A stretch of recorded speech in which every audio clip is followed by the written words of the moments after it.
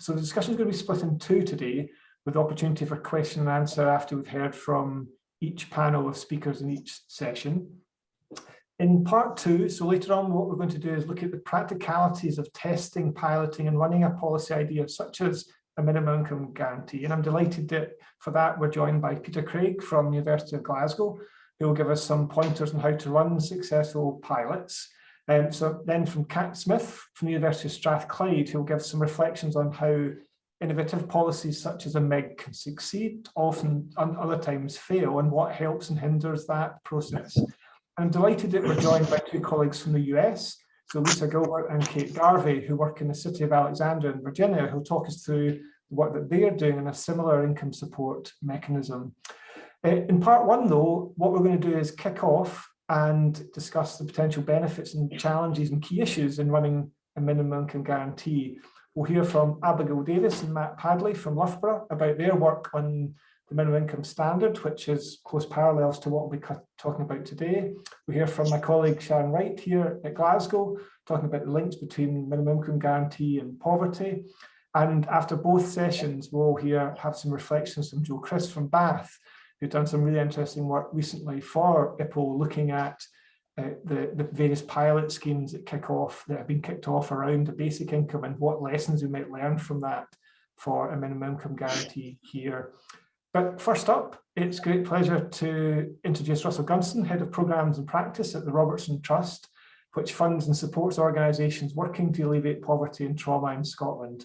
And Russell is also co-chair of the Scottish Government's MIG Expert Steering Group, so is the ideal person to kick things off. So if I could hand over to you, Russell, to get us started. And yeah, really looking forward to discussion. Thank you. Thanks ever so much for having me here today. Absolutely. My name's Russell Gunston, Head of Programmes at the Robertson Trust. I was also Director at the IPPR Scotland, which is the Institute for Public Policy Research in Scotland, which did a good bit of work on this over the last few years. And I'll talk you through a little bit about where the MIG steering group has got to and where it's going to. What I wanted to talk about today was what is our conception of a minimum income guarantee, and what are the aims that we have in potentially delivering one in Scotland. And it's a good place to start, but often potentially overlooked when we talk about basic incomes, minimum incomes, etc. So what do we mean by a MIG, a minimum income guarantee? We mean a universal guarantee, but with a targeted payment. And the universal guarantee sets an income beneath which no one falls. So it's universal in the sense of the NHS rather than universal in the sense of, for example, child benefit or UBI. Not everybody gets it all the time. People get it when they need it or if they need it.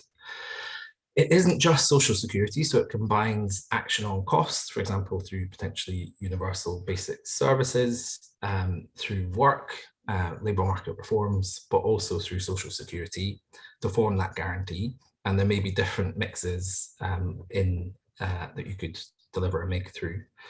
It's guaranteed, so there are no limits, no caps, no freezes, no weights, no sanctions or conditions other than the level of income and potentially the level of wealth that an individual or household has. And I think for us, it is becoming clear that it's a household need rather than individual need. And the payment would vary by that household need, so not the same level for everyone, because everyone has different needs. And crucially, in terms of that aim, it's quite explicitly an aim, an intervention to tackle poverty and drive financial security. So it's more of a social justice intervention than a labour market intervention. So that's what, in really broad terms, we're talking about. Where has the idea come from? So I guess you can go back to the financial crash. You can absolutely go back through COVID and see the levels of risk that we've sort of redistributed to those that are least able to bear it. And you look at social security reforms over a similar time period that has been right at the heart of that. So in many ways, this is a rethink. Can we learn the lessons of COVID, but equally the last 15 years prior to that, and begin to reshape our society, including social security, to fix some of those problems. In terms of the idea itself, it's something that IPPR Scotland worked on since around about 2018, culminating in a report in March 2021 exploring what this could look like. The Scottish Government began picking up the idea alongside civil society in Scotland towards 2020-2021, including through the Social Renewal Advisory Board. And then in 2021, we had elections in Scotland for the Scottish Parliament, and 3 out of the 5 main parties made pledges to explore it or deliver it. And sure enough, that made it into the new Scottish Government's first programme for government, in essence. Its Queen's Speech, where it sets out its legislative programme for the next year or few. And that's why the MIG steering group was established. And it came through that programme for government. The steering group's made up of a strategy group where 5, so all 5 parties are represented, and an expert group that I chair, made up of academics, civil society and others. And I think you can answer that question, where does it come from, in a slightly different way. You will have heard, I think, the interest in the UBI in Scotland over the last few years, including the feasibility studies that the Scottish Government funded. I think this is a response to the fact that it feels like a UBI is less possible through existing powers. And so I think everybody's looking for something else that might be more possible. And so some people support a MIG as a means to a UBI, others support a MIG as an end in and of itself. So progress so far, what have we been doing? So we set up in October, co-chaired with the Cabinet Secretary for Social Justice, Housing and Local Government, so the Minister with responsibility for this area in the Scottish Government. As I've mentioned, there's 2 sort of subgroups, the strategy group and the expert group. And the remit for the group across both is to explore the first steps and the final steps towards a MIG in Scotland. So what could we do through existing powers, and what further powers may we need to deliver a full scheme? And we agreed foundation principles as a group at the turn of the year, and at the start of this year broke down into 5 work streams to consider some of the big dimensions, if you like, of a MIG. We're also in the process of creating an expert by experience panel and aiming to deliver an interim report by the end of this calendar year. I mentioned those foundation principles. They act as a little bit of a parameters for us to go back to. I won't talk through all of these because you can see them, but I will touch on a few. So that point of a guaranteed level of income beneath which no one would fall, that should be an acceptable standard of living that promotes dignity and a good quality of life. So it'd be great to hear about the MIS and other presentations later today on that. The intention's clear, it's to tackle poverty, inequality and financial insecurity. And those last 2, I think, do jump out in the sense that this has to be supported by a broad coalition of people within the general public and beyond. This can't be a technical report or solely a technical report. We'll maybe hear from Kat a bit about what works and what doesn't in terms of that implementation point. But also it needs to be implementable, and they're sort of 2 sides of the same coin, in that we need support, but we also need technically to be able to deliver on what we're proposing through either existing powers or further devolution as necessary. So next steps through to the end of this calendar year, interim report I've mentioned, that will be focused on the high level. So we're not getting into the technical detail in that, much more focused on the potential benefits and the first steps, and on beginning that public engagement and, dare I say it, engagement within the Scottish Government. We'll also begin to scope options for piloting and evaluation of a MIG once it becomes clearer as to what we're talking about a bit later this year. Next calendar year will be about fleshing out the detail of design. So what level are we talking about that delivers dignity and a good quality of life? Is it the poverty line? Is it the minimum income standard? Is it something else? Equally, how will this be uprated and tapered, if at all? What will it replace within the existing social security system? Is it everything? Is it just income assessed, or does it top up around the existing system? How is it assessed and paid? What labour market reforms would we need? And equally, some of the really difficult but absolutely important issues around how do we include disability and carers costs within this, or is it off to the side? equally, how do we cater to childcare and housing costs too? So some big issues. We'll also get into the detail of delivery. So how much might this cost? What powers would we need? What are those first steps, those next steps, those final steps? And as I've mentioned, how can we drive that engagement in this idea so that this isn't just a technical exercise? To us, in terms of takeaways then, last to conclude, a MIG is a simple but difficult idea, such is life, but it could be transformative, not just in Scotland. To me, this is something that could travel across the rest of the UK beyond that too. It is a universal guarantee delivered through a targeted payment alongside work and cost side measures. It could make a really substantial difference on poverty. We'll hear from our next speaker if that is likely. But there are big potential blocks, not just around public opinion, although we'll test that, but also around costs and powers. And for the rest of this year, we'll be focusing on the high level. Next year, we'll get into a bit more detail. So I look forward to Q&A, I look forward to the other presentations, but it'd be great also if you look forward to the interim report coming at the end of this year and get involved today, but also get involved throughout the rest of the process too. So I'll stop there and thanks ever so much. That's great. Thanks, Russell. That's a really great overview and really great to see. And what we'll do now is get some reflections from some of our key speakers, if that's okay. And if people have questions, either for Russell or the speakers as we go, if you may put them into the chat, I'll do my best to get around to them when we come to that particular point there. So if I can maybe ask Sharon to give some reflections on the links between minimum income guarantee and poverty and what are the potential opportunities, challenges with that. And yeah, welcome along, Sharon. Thanks, Graham. Okay, so I want to just reflect in terms of, can the minimum income guarantee prevent poverty in Scotland? Because that's the main aim. And before I get into this, I want to just say thank you so much for all the work that's gone into the proposal already, for all those involved in writing the report and for the expert groups. It's such an exciting opportunity for Scotland, and I am 100% behind the idea of tackling poverty. So I wanted to think first of all about opportunities and then come on to some of the challenges, and there are a lot of challenges.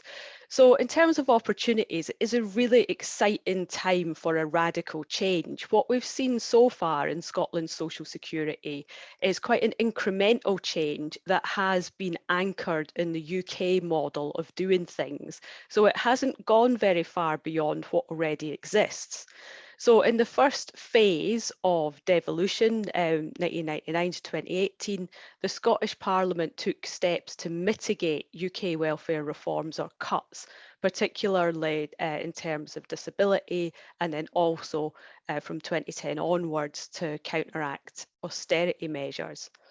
From 2018, the Scottish Parliament legislated for social security based on fairness, dignity and respect. And that was a massively historic moment with a strong principle, a strong commitment to human rights, incredibly important and a watershed in terms of Scotland's policy action.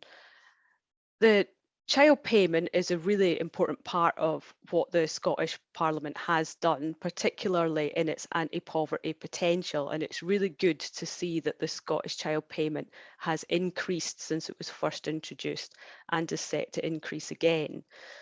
We have to be realistic though, so there are other opportunities that already exist within the current devolution settlement and within the existing taxation rules and existing legislative competence. So the carers allowance supplement, for example, could have been set at a higher level than it actually was. The Scottish Parliament chose that the Scottish carers allowance supplement would mimic the rate of job seekers allowance rather than going beyond that, in the full knowledge that that means people will still experience poverty. So we need to be realistic about what has happened so far and what would be needed for a step change in more ambitious thinking. So in principle, the minimum income guarantee does offer a really good opportunity for a holistic, unconditional living income. It offers a real chance to prevent poverty and reduce inequalities. In terms of my own interest, my research has showed the really harmful effects of welfare conditionality and sanctions. So the minimum income guarantee would help us get away from cruel, socially abusive sanctions that are really harmful to people's mental and physical health and stop them from having the types of income they need. So it could be a really important break from the UK government's commitment to ubiquitous conditionality. We need to think about potential pitfalls, hopefully, so we can avoid them on the roads towards a better system. So there's three parts to the minimum income guarantee proposal: that it would be employment related, that it would offer a targeted social security payment, and that it would operate via basic services. So we need to think more about what each of those elements could offer in terms of poverty prevention and reduction. So first of all, the employment related part, just so you're aware that governments who have tried anti-poverty policies have tended to make this mistake of making it too much work related. So I would really encourage those involved in the decision making to make as little as possible work related in terms of securing people's income. For example, in the late 90s and early 2000s, the UK Labour government managed to reduce child poverty by 17%. That was an unprecedented reduction in child poverty, but their attempt stalled because it was too contingent on increase in employment rates. We need to think about what role will employers actually play, and how would it work for people who are self-employed, including this kind of fake self-employment that exists, for example, in call centres, where people have to be self-employed, but they're actually working for an employer. And what support will workers actually get in this system? So there will be a cut-off point between people who need support and people who don't need support. And where that point is makes a huge difference to how the whole scheme will operate and how it's perceived by people who get it. So the universal guarantee is via targeted social security payments. That is a bit of a contradiction in terms, and it is very similar to something that we already have operating in Scotland, which is universal credit. Universal credit had many of the same aims and tackled many of the same really tricky issues. So it's important that the same amount of thinking goes into how these might be reconciled in better ways. So it's not a universal basic income system, and that means that it will be costly to administer because some people will get it and other people won't. What it really is a means-tested form of social assistance, and those sorts of schemes operate in many countries, and we can learn from lessons elsewhere. The big danger here is that MIG could be worse than universal credit, and we need to work really hard to make sure that that doesn't happen. It's quite amazing how much effort has gone into making universal credit as bad as it is. A lot of people intended universal credit to be a really good policy, and there's been an enormous amount of work behind the scenes to resolve issues that are ongoing and to make the system better. The third part is basic services, particularly emphasising childcare and the NHS. And we've seen from the spending review that there are real challenges for basic services in Scotland. An enormous amount of money is required to ensure that services operate effectively, and ultimately they cannot compensate for inadequate income, although they are a really important part of people's everyday experience. So I wanted to mention structurally disadvantaged groups because they're likely to get caught out in this point between eligibility and non-eligibility. So people in the labour market, like mothers, lone parents, disabled people, migrants, Black and minority ethnic groups, young people, carers, not just full-time carers, and older workers, offenders, disadvantaged workers are more likely to need to rely on the targeted payment. That is because of their disadvantaged position in the labour market. So it's a two-edged sword, really. They've got the most to gain from the minimum income guarantee, but they're the ones who might get caught at that point of moving off and on, or what's enough, or what they've got a job now, but now they're only working a small number of hours. So this pivot point is really important. Especially for lone parents, for example, small hours work and part-time work is really important, that is kept open as an opportunity. So I would encourage some thought about not placing too much pressure on people to work full-time, as is the current case with universal credit that pushes people towards a 35-hour full-time working model, and some reflection on people's pay and the reasons for unequal pay and employment penalties, for example, for disability. It's quite useful, I hope, to consider some different scenarios. I've put here 3 scenarios: a best case, a middle case, and a worst case. I think we're working towards a full MIG if possible, and that would have a high anti-poverty potential, but that would depend on a lot of contingencies. So a full minimum income guarantee would probably mean not working alongside the existing UK system of social security. But if that wasn't there, then Scotland would have to think about the other types of benefits as well. So contributory, job seekers allowance, employment support allowance, housing benefit, child benefit, pensions, tax credits, the full suite of social security benefits. That kind of best case scenario would also depend on full taxation powers and the deployment of those powers. So it might still be politically risky for those powers to be used. It's probably more likely then that it will be scenario 2 or scenario 3, the middle or the worst case scenarios that actually operate in Scotland. And I think it's important that even if we're hoping for the best case scenario, that we plan for the worst case scenario.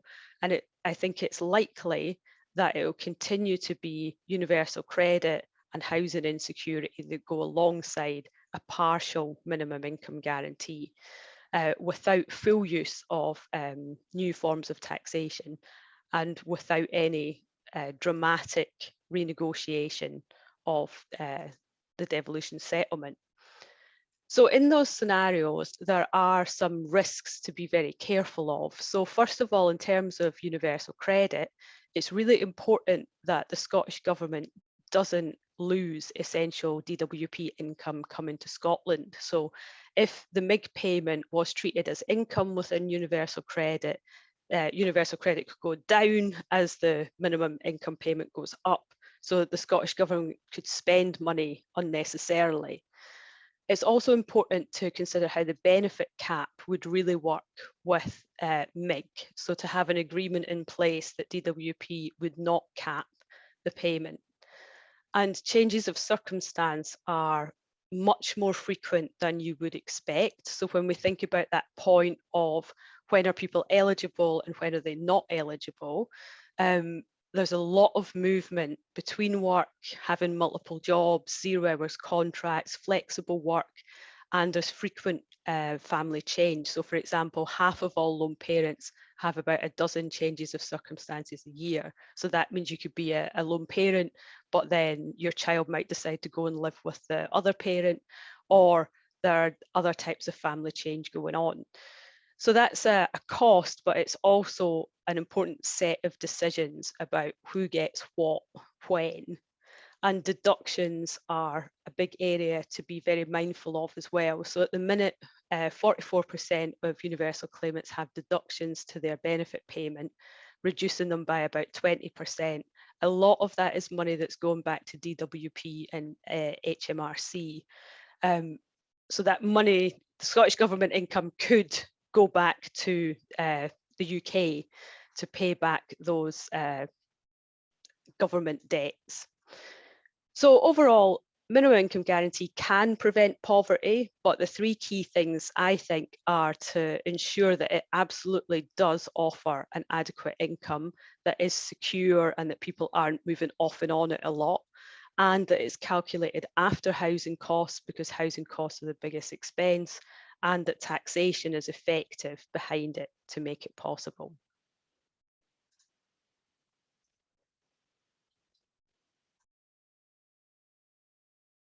As I come off mute. Thanks, Sharon. That's really helpful to have that overview and those reflections. And I think the learning of the experience since the devolution of social security in recent years, I think there's a lot to learn from that, which you touch on. So maybe we'll come into that, some of that in the Q&A. So thanks for that. So we're moving quickly on. So if I could maybe ask Abigail and Matt, how you're dividing up your reflections to come in next, and then come to Joe for his reflections, and then we'll open up for questions. So thanks. Okay, thank you very much, Graham. I'm just going to share my screen with you. There we go. And I'll do that. Try and do that. There we go.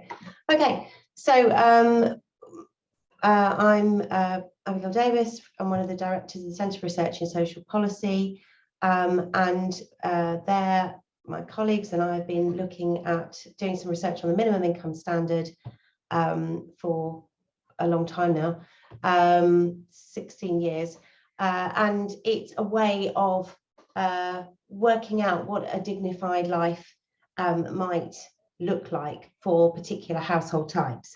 So I'm going to explain a bit about how we do that, and then Matt is going to take over and talk about things that you can, that the work we've done so far enables you to look at, and how it can inform the conversations. So it all came from 2006, the project started, funded by the Joseph Rowntree Foundation then and throughout, and up until the current day and beyond, hopefully. And we've produced a report every year since 2008. Some of the covers here. So we've got the first one that we ever wrote, and then there's another one which was after 10 years. We were able to do a retrospective of how things have changed. And there's the 2021 report, which is the most recent. There'll be another one in September this year. It all came from a very simple question, a bit like Russell said at the beginning about it being simple but also complex. How much is enough? There was a lot of pensioner poverty at the time. There's a lot of concern and advocacy groups talking about how pensions weren't enough. But no one really knew what enough actually was.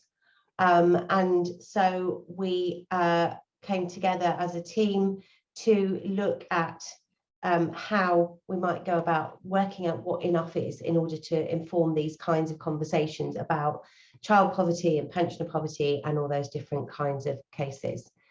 As a result of the research, we bring together groups of members of the public, and they helped us to construct this definition. So a minimum standard of living in the UK today includes, but is more than just food, clothes and shelter. It's about having what you need in order to have the opportunities and choices necessary to participate in society. So you can see here, it's absolutely key that it's not just survival, it's not just eking out an existence. It's about being able to take part in the world around you and not feel excluded. And in other countries where we've done this research with teams, in Mexico particularly pertinent, their way of expressing that is la vida digna, which is a dignified life. And so it really chimes with some of the things that the speakers have already talked about today. I'd like at this point to share with you a little animation that outlines the whole process sort of quite simply and straightforwardly, to give you an idea of how we actually go about constructing this standard. So I will just share that with you. Bear with me. There we go. The minimum income standard, or MIS for short, is a way of answering the question, how much is enough? What do you need to live in dignity? We bring together members of the public from different backgrounds to discuss what's needed, not just to survive, but to be able to take part in society and not feel excluded. We asked pensioners to talk about the needs of pensioners, working age people to tell us what working age people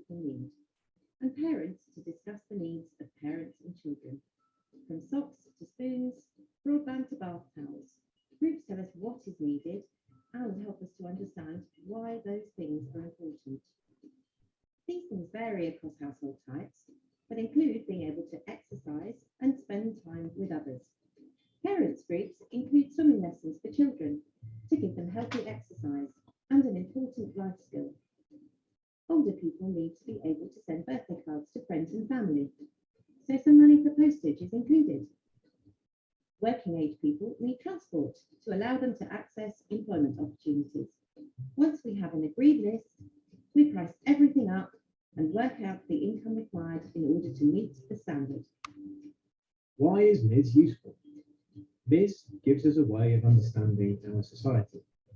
Doing new research every 2 years means we capture changes over time.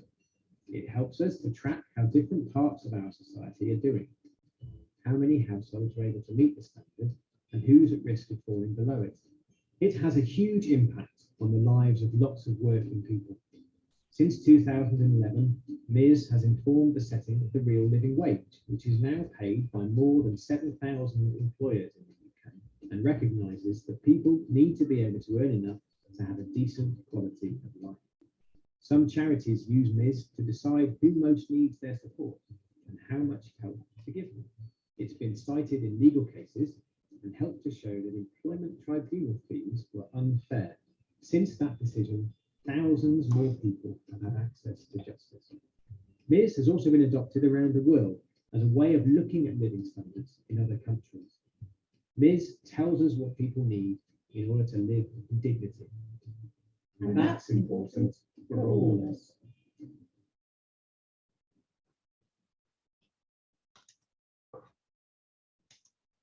Okay, so hopefully you're able to see and hear that clearly. I'll just pop back to the slideshow. So that's our definition. All the groups, all the discussion groups we've held over the many years have used this definition as a shared framework to reach a shared understanding and consensus on what somebody needs in our society today to have this decent standard of living. It's a process with several stages. The orientation groups help us form the definition.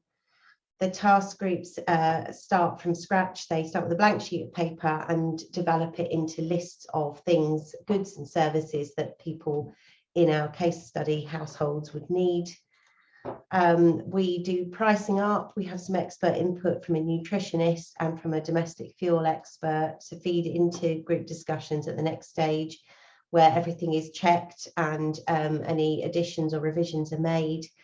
Then we take all of that information away, build the final budgets, take that to a final stage of groups to resolve any anomalies and deal with any outstanding issues.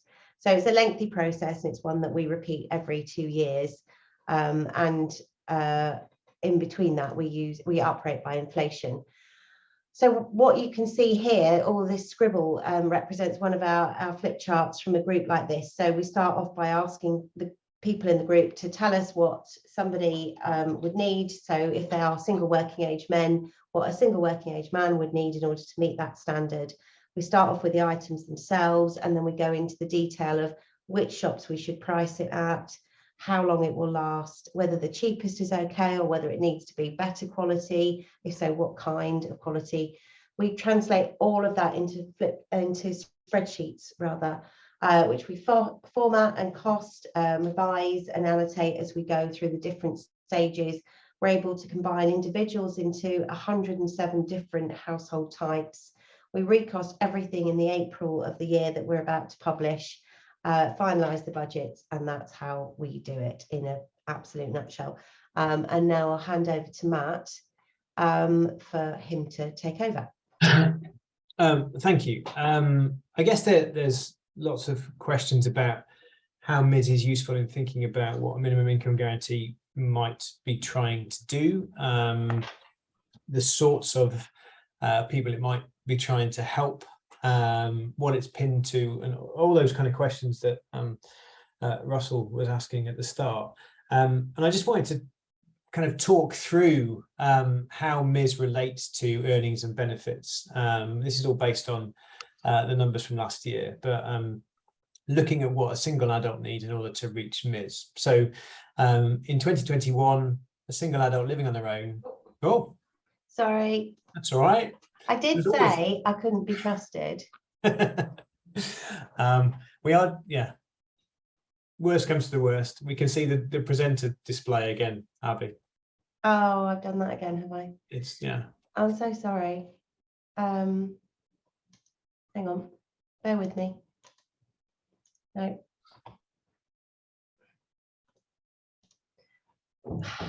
I I did can- say I shouldn't be trusted. You wouldn't It's believe me. fine. It's fine. Do Um, you want me to share it? I can. yeah. That's probably better. Thank you. Sorry about this, everyone. Let's. There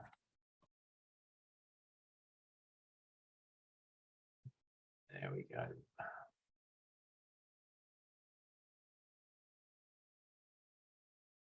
Hopefully that's all right for everyone. Where were we? Joy of animations. There we go. So looking at the case of a single working age adult, in 2021, they needed £213, that's after housing costs, in order to meet their minimum standard of living. That's not after housing costs. Anyway, on out of work benefits, you can see that people are falling well short of what they need for this minimum standard of living. And even working, so working half-time on a national living wage, and even working full-time on a national living wage, they're better off, and we've seen a significant increase in the national living wage this year, but still falling below what they need for a minimum standard of living as defined and agreed by the public in the UK. And this raises some questions about what the role of a minimum income guarantee is, what it's doing, I guess, to that gap. What we saw last year with the temporary increase in universal credit, once that's removed, actually what we see is that single working age adults, and I've chosen them as the kind of simplest case, they are falling even further short of everything they need in order to have that minimum standard of living. Zooming out a bit and looking at the proportion of individuals who live below the minimum income standard, like the scale of the challenge that is being addressed here, or we're seeking to address. So in 2019, 2020, the year we have the latest income data for, we can see that in the UK as a whole, nearly 28% of the population were living in households below MIDS. That's about just over 18 million people. In Scotland, for lots of reasons, we're looking at kind of 3-year averages. So in 2018, in Scotland, 26.2% of people are living below MIDS. So more than a quarter of the population of Scotland currently don't have everything they need in order to have that minimum standard of living. And you can see there that nearly 37% of children are living in households who are below that level in 2018. As Sharon mentioned, there are some groups who are kind of higher risk and kind of structurally disadvantaged. Lone parents there, you can see that, well, hopefully you can see that bit of the screen. Lone parents are particularly kind of at risk of having an income well below MIS. What's happened this year is that with the cost of living, the cost of that minimum has shot up even further. So we've kind of estimated what this is for 2022, and you can see there for a lone parent with 2 children, a preschooler and a primary school age child, that they need £445 more a month for that minimum standard of living, and for partnered parents with the same ages of children, they need £475 a month more to cover that increased cost. So if we're thinking about kind of minimum income guarantee as a way of providing that dignified life, how is it going to, I guess, respond to these challenges that are caused by the cost of living? It's useful, I guess, to think about how we define those minimum needs. And again, Russell touched on this, what's the best way of understanding what a dignified life looks like, what it should be providing, how regularly should we be updating that? Should we be reflecting changes in norms and social expectations? This is not helpful in as much as I'm just spilling out lots of questions, but I think, as both Russell and Sharon have said, there are lots and lots of really key questions and kind of meaty questions that need answering and thinking through, and the consequences of picking a particular system, also need thinking through very carefully. I think I'll leave it there. Great, thanks, Abby and Matt. That gives us, it's really helpful to think in that context and the practicalities of all of that. So what I could like to do is, just before we open it up for Q&A, if I can maybe ask Joe to come in and give some reflections, particularly from your insights that you were doing, Joe, when you're working on the basic income, or any insight, any lessons that we can learn from that through the discussion that we've had so far, and then open up for questions. See, there's quite a lot of questions already in the chat, so we'll do our best to get through as many of them. Joe. Great, thanks very much, and some great presentations so far to stimulate an interesting debate.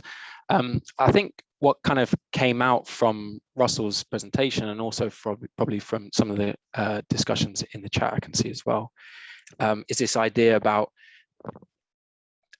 if we're thinking big picture, that we've got this journey from wanting to do a UBI, wanting to move away from universal credit, and minimum income guarantee being somewhere kind of in the middle, that it's a step from universal credit towards a UBI. And two ways in which we might obviously think of that would be, one is the removal of behavioral conditions. So in that sense, we're moving from a universal credit type system to a UBI. And the other is probably in terms of the level, although of course that isn't always the case in lots of UBI models, but clearly a key part of why people are unhappy with the universal credit system as it is because of the actual level is not enough on which to live off. But I think one important thing which Russell mentioned about what a minimum income guarantee system would be is household based. And I think really that's the part of the universal credit system that a minimum income guarantee, regardless of all the other details about taper rates and so on, is likely to be kept. And I think it's something perhaps to discuss about what the consequences are of that in terms of providing a secure income as living situations change. But of course, it also has important impacts in terms of cost containment, because you can target resources much more easily at low-income households. So kind of interested in people's ideas about the trade-offs of those decisions, and also to kind of echo Sharon Wright's comment about the fact that, in a sense, what we're talking about is means-tested social assistance. So I think there are a lot of lessons to learn from other countries as well, and how they do it. And in respect to what Graham said about the lessons from kind of the ways in which other countries have tried to implement kind of basic income type schemes, most of the time you do end up in this this kind of arena, really, because ultimately people often are motivated by the idea of reducing conditions, complexity, but there's only so much that you can do within a kind of cost containing scenario. Ultimately, you can't get away from the kind of trilemma with any kind of minimum income scheme between cost, the kind of work incentives, and the level of poverty reduction that you have. So, that's just a fundamental part of doing any kind of minimum income scheme, regardless of whether it's a basic income or minimum income guarantee. So having that kind of guarantee of security, the level of responsiveness, and also poverty reduction is an important thing that are going to have to be traded off. But I also think another quick thing perhaps for us to discuss is exactly how this would work in a Scottish context, because as Sharon sort of mentioned, really it depends on how much, what the powers really are for the Scottish government to implement this kind of minimum income guarantee. And I just wonder the extent to which it could increase the level of complexity, insecurity, and kind of uncertainty that some benefits recipients have if Scottish government is having to replace, for example, sanction benefits in order to provide the guarantee, or respond to changes within UK benefits all the time in order to get up to the minimum income level. So I think there's the kind of big picture discussion around conditionality, household entitlement and the taper rate, but also a kind of more focused discussion to be had about how the Scottish Government could avoid adding complexity to a system in which it only has certain powers.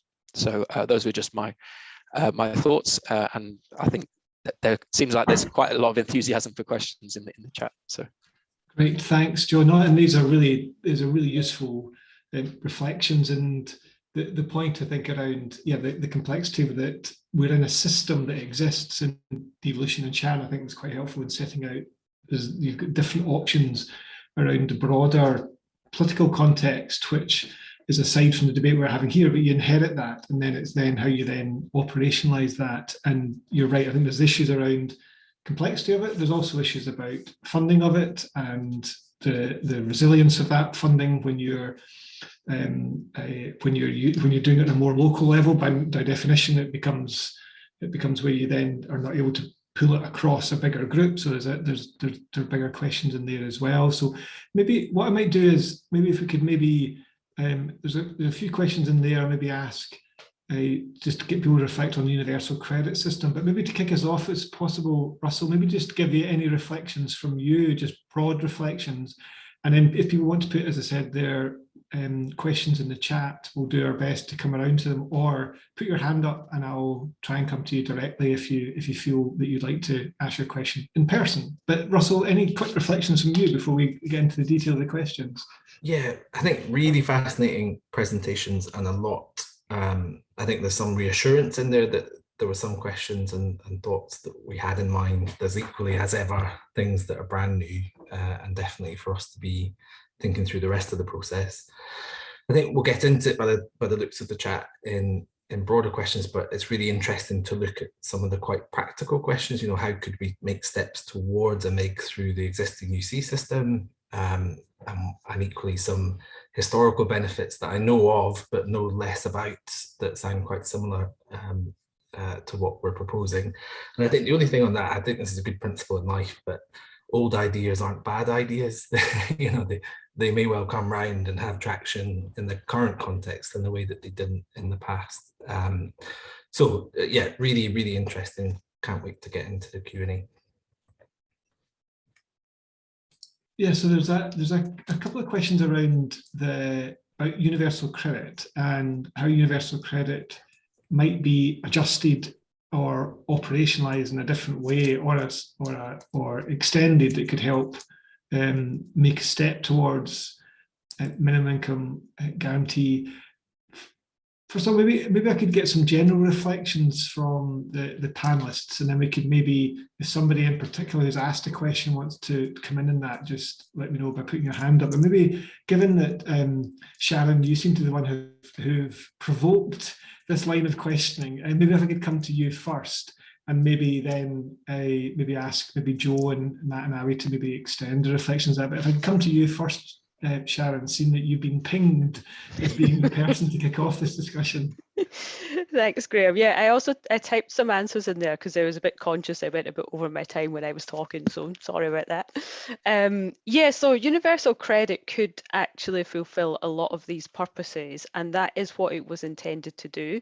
And I think the reasons that it hasn't been so successful are as relevant for Scotland as the rest of the UK. So the original universal credit proposals were to make the system simple and to prevent poverty, but where it got into trouble was with the Treasury, who weren't prepared to fund it at the level necessary, and then that was combined with ideological commitments to cut social spending, particularly in recent years. So that's political factors, ideological factors, and then financial constraints. And unfortunately, Scotland has all of those things as well. So there's a greater political will for a universal basic income and a minimum income guarantee, but there's still hesitancy. And we can see that in what Scotland has actually done so far, because Scotland hasn't yet used the full powers it already has for social security or for taxation. So there is a job to be done, I think, and I think that's something we could all work on together in terms of doing research and making the case and campaigning for more taxation, different forms of taxation, and greater support for the proposals towards minimum income guarantee. So I was a little bit concerned in the proposals for minimum income guarantee that it was going to be funded, well, the income tax is fine, but the council tax is a bit more worrying, because council tax is a highly regressive system that people don't tend to do very well out of. And I think we could think more creatively, and that together we could do a lot more work on how to increase support for taxation, and then how to think creatively about new forms of taxation that could support a more generous system of support, which is absolutely needed. So in general, I think like one alternative solution could be improve universal credit, but it's like, well, what are the chances of that really happening? It would definitely be beneficial for the whole of the UK, but it's proven to be very difficult to bring about these changes, like the increase in the rate of payment. The they really want, the UK government really want to have sanctions, and they really want to have the 5-week wait. So it's very difficult to actually do that, even though it would make a lot of sense. Okay, thanks, Sharon. I guess that picks up on, think about the context of that, Joe's point about the trilemma and all of this between funding and, you know, reduction in poverty and kind of political context as well. So maybe if I could maybe get Russell to get your reflections on universal credit, and then if Matt, Abby or Joe want to come in on this particular one, let me know. I'm quite keen to get to, it's a really good question from Marilyn around need and how this might be captured in there. But Russell, maybe if I can get you to come in first on universal credit. Yeah, I think I see this as a sort of, there's 3 categories. There's sort of first steps, next steps, and the final steps that you take towards a full scheme. I think there are things within the existing powers that we could do with first steps. So there is a devolved social security system. There's also local level payments. You could begin to think about how you bind them together in a way that takes the principles of a minimum income guarantee and applies them to those payments. So think of the Scottish Child Payment, council tax reduction, preschool meals, school clothing grant, so on and so on. I think the next steps, it's really interesting. Our thinking is in a similar place to some of the chat in the chat box around, you're probably looking at the G side of things, the guarantee side of things. So how can you take some of the insecurity out of the universal credit system around childcare being paid in arrears, around 5-week waits, around caps, limits, so on, the advances and how pernicious the repayment of those are. Can you see flexibility for Scotland? There are already Scottish choices over small parts of the system. Could you extend that? Or are we talking about devolution? But to get to the final steps, I think you not only need to see pretty much full devolution of social security, you also need to see further devolution around tax and around borrowing. Some of the points you raised, Graham, to cope with something of that scale in terms of the size and the cost, to de-risk it, you need to be able to borrow, you need to be able to broaden your tax base. So it's actually as much the non-social security restrictions that might affect whether we could do a full scheme or not. But the only thing I'd say in conclusion is that to make those first steps coherent, you need to know where you're trying to get to, which is why it is worth looking at what a full scheme looks like, so you can draw that back into those steps you could take under current powers.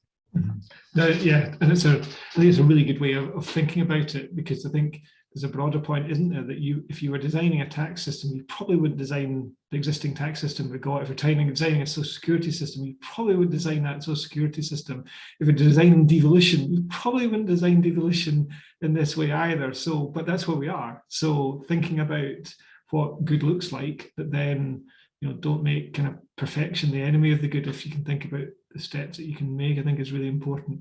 So if I can maybe come to Marilyn's got a couple of really interesting questions, which I think Joe touched on as well, which is not really discussed too much, is about just the issue around the difference between household and individual, and how the benefit is rolled out, and does that add in some complexity or some challenges when you're moving to and mega integrate in with universal credit. So has anyone got any general reflections on that can maybe come in and pick up on Marilyn's point?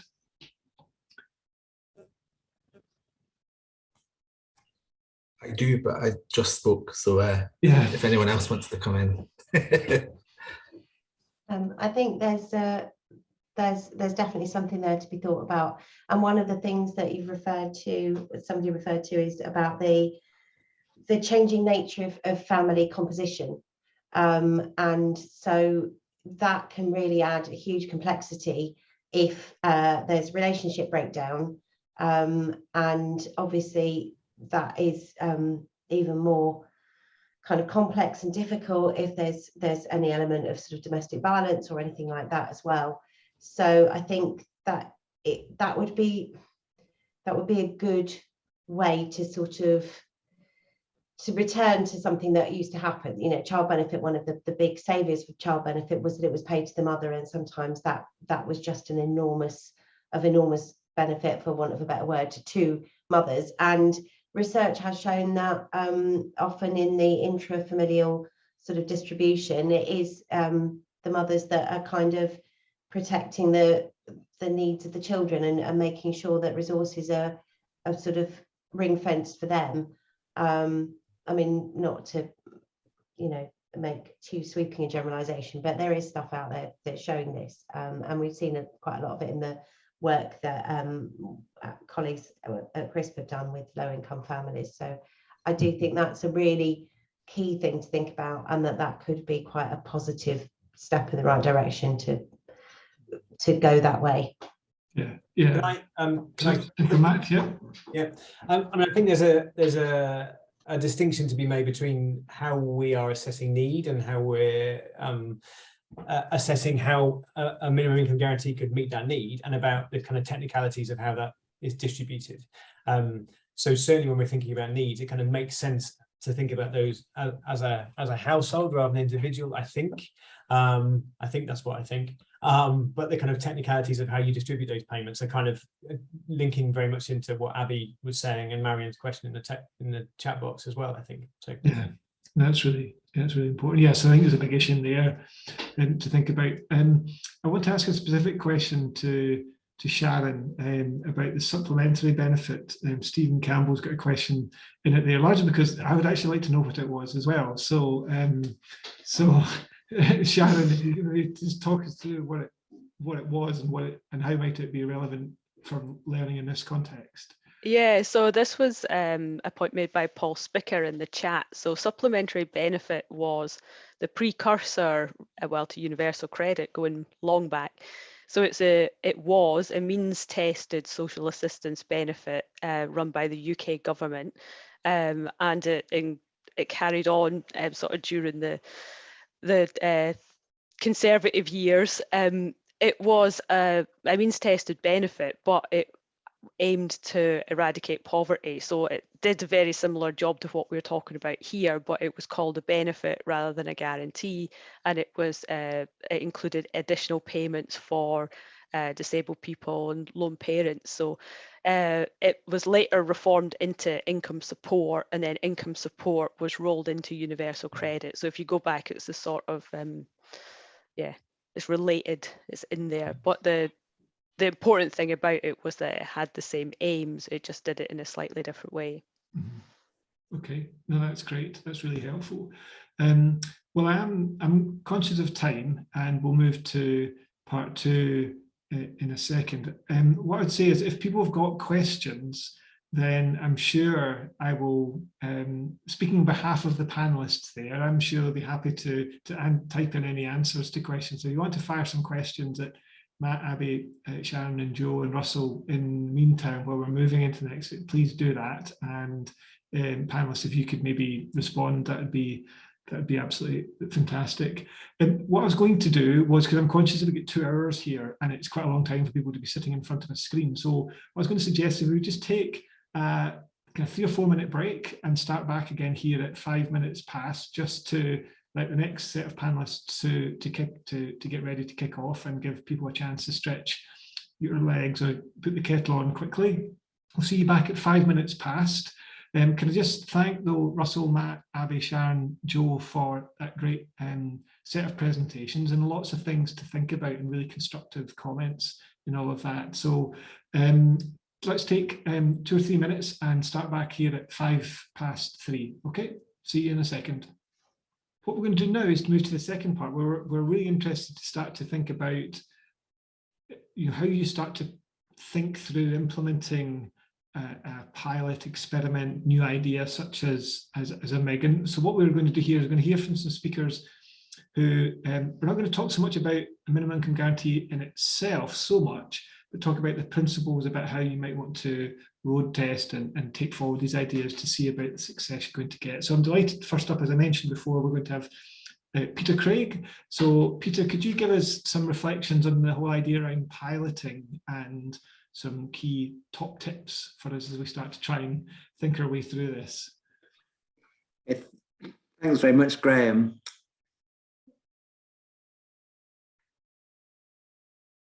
And I hope you can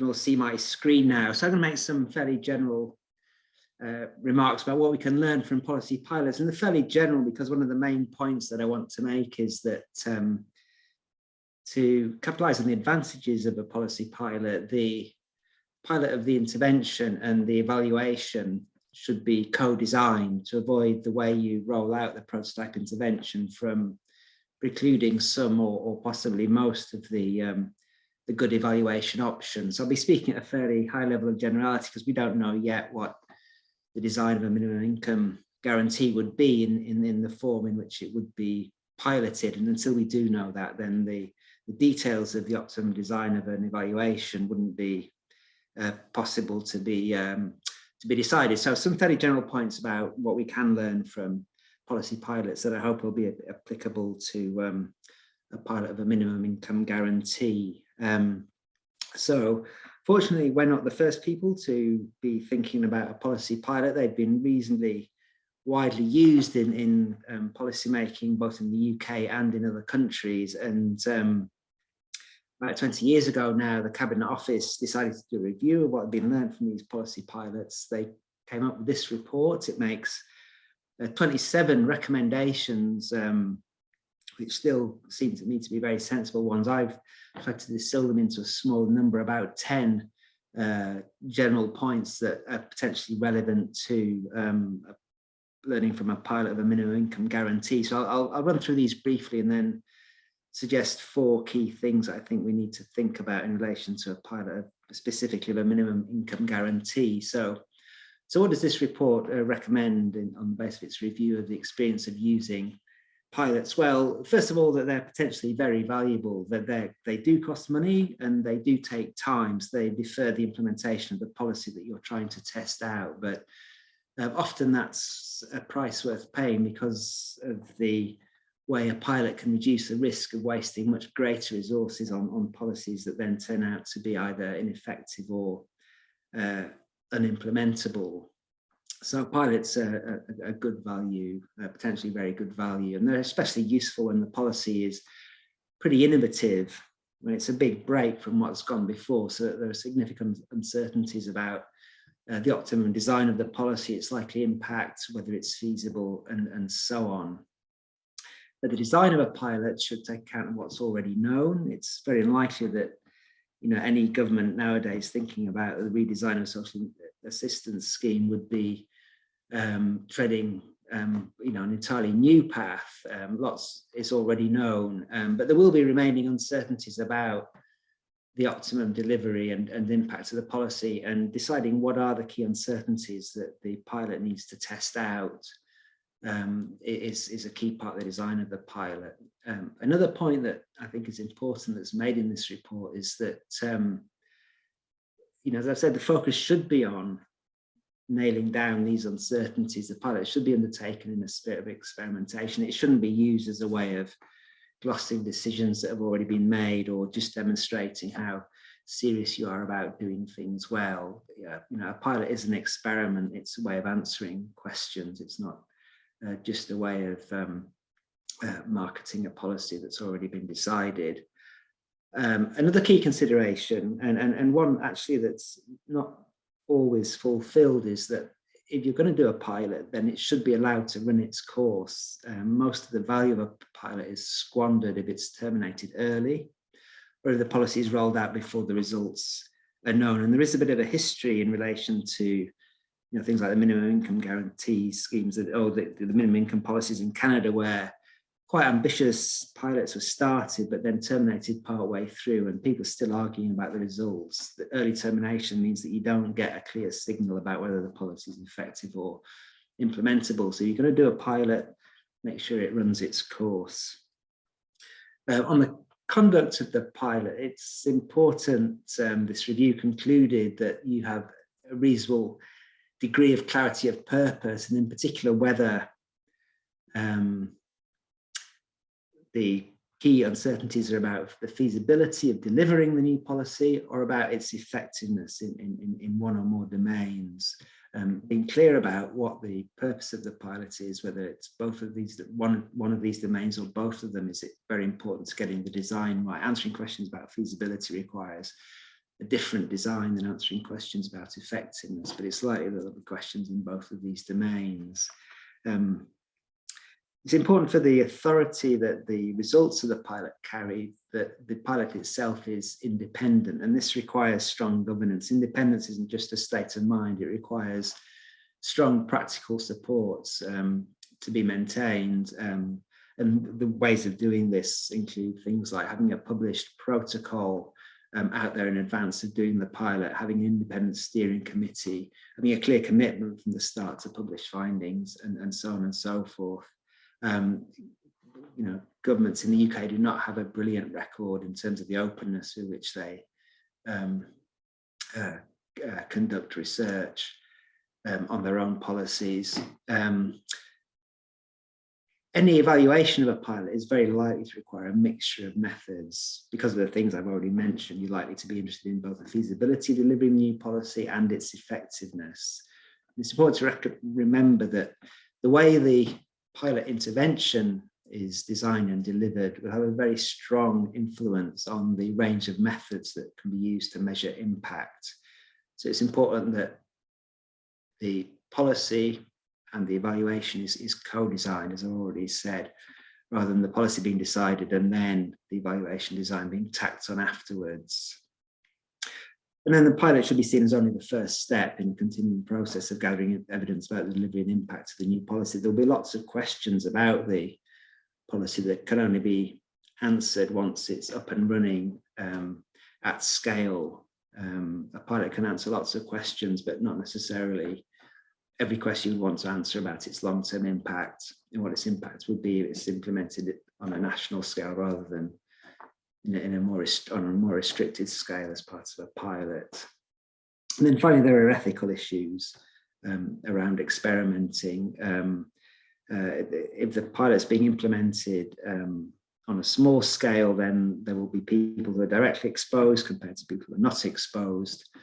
And it's important to think about whether those people are indifferent to whether they would appear in the exposed or the unexposed group. If they are not, then there are ethical issues about who does and doesn't benefit, and these need to be considered carefully in the design of the pilot. So 4 things that I think are particularly important in relation to potentially piloting a minimum income guarantee in Scotland. First of all, any minimum income guarantee policy is going to be a complex intervention. It will have a lot of moving parts. It will affect a lot of different important social, economic and health outcomes.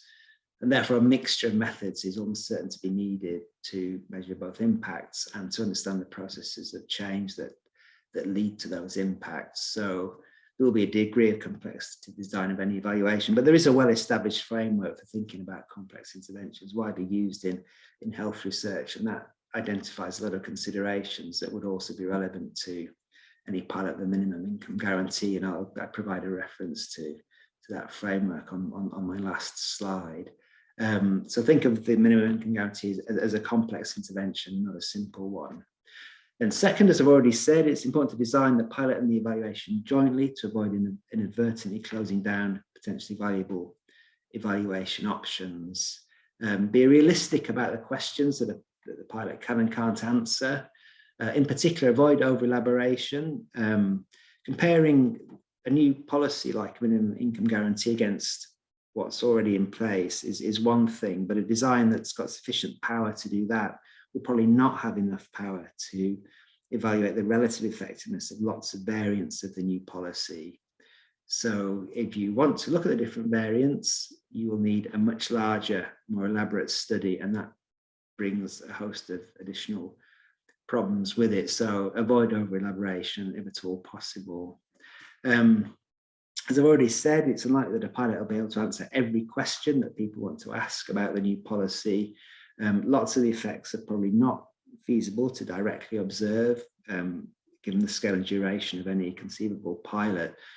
So it would probably be useful to supplement direct observation of effects with modelling approaches to look at longer term effects, or to consider any scaling effects you might get, any differences between likely effects once the policy is implemented at scale by comparison with its implementation in a restricted pilot. And the final point is, it's a practical point. Use of routinely collected data will hugely expand what can be learned from the pilot over and above what you could learn from primary data gathered specifically for the purposes of the pilot.